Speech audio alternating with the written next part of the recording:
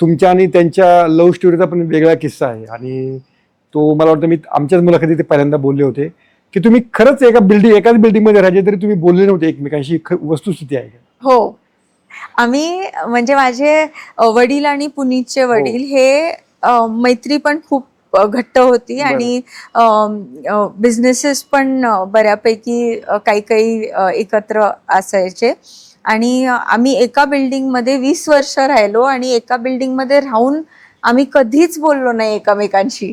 Absolutely खरं आहे. तर आंटींशी म्हणजे पुनीतच्या मम्मींशी नाहीतर फॅमिलीशी असं खूप कनेक्शन होतं. पण पुनीत ह्यांना मी नंतरच म्हणजे भेटले, मी पाहिलंच नाही. आम्ही आता गल्लीत आपण खेळतो ना सगळे, आम्ही लगोरी खेळायला खाली जमायचो सगळे गल्लीतली मुलं आणि मुली. पण पुनीत कधीच नसायचे. ते दुसरीकडं क्रिकेट खेळायला फुटबॉल खेळायला, आमच्या बरोबर एकही खेळ त्यांनी खेळला नाही. आम्हाला कधीच कोणालाच दिसले नाही. बरं. तर ते एकदम खरं आहे की आम्ही 20 वर्ष एकमेकांशी बोललो. डायरेक्ट लग्न कसं काय झालं मग? ते आम्ही म्हणजे 20 वर्षापूर्वी त्यांनी असं मला ही आस्क्ड मी आउट आणि तेव्हा MSN चॅटिंग असायचं आणि MSN चॅटिंग वर त्यांनी मला डायरेक्ट लग्नाचं बोललं. बरं. आणि असं आता मी शाहरुख खानचे पिक्चर पाहून पाहून माझं डोकं खराब झालेली मुलगी आहे आणि मी म्हणजे मला असं पाहिजे ना थोडं की पटवायला पाहिजे थोडं मुलांनी विनंती करा म्हणजे रिक्वेस्ट करा, असं डायरेक्ट लग्नच करायचंय असं त्यांनी मला मेसेज पाठवला. बरं. आणि म्हणजे असं थोडं पटवणं नाही काही नाही, डायरेक्ट लग्न करायचं हे मला पटलं नाही. मग तुम्ही होल्डवर ठेवलं की काय केलं मग?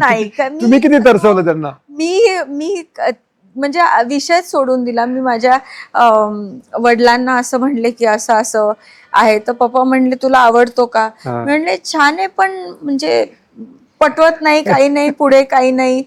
आणि मग पुनीतच्या मम्मींनी मला सांगितलं होतं की पुनीतला जान्हवी तू आवडती. बरं.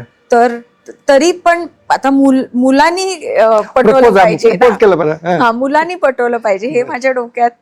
तर तेव्हा विषय असाच म्हणजे काहीच झालं नाही पुढे आणि विषय सोडून दिला होता. आणि अचानक मग आम्ही काही वर्षांपूर्वी काही कामासंदर्भात आम्ही भेटलो आणि जे लाजाळू व्यक्ती मी पाहिले होते अगदी म्हणजे पुनीत ॲज अ बॉय खूप खूप शाय आणि कमी बोलणारा माणूस असं होतं. मी पूर्ण 180 डिग्री ट्रान्सफॉर्मेशन पाहिलं जेव्हा परत भेटले. तेव्हा भेटलो आम्ही कामासंदर्भात आणि त्यांचं जे पूर्ण रूप मी पाहिलं तर ते पूर्णपणे वेगळं होतं. आणि मग गप्पांमधून मग असं वाटलं की हे तर रूप मी पाहिलंच नाही. अच्छा.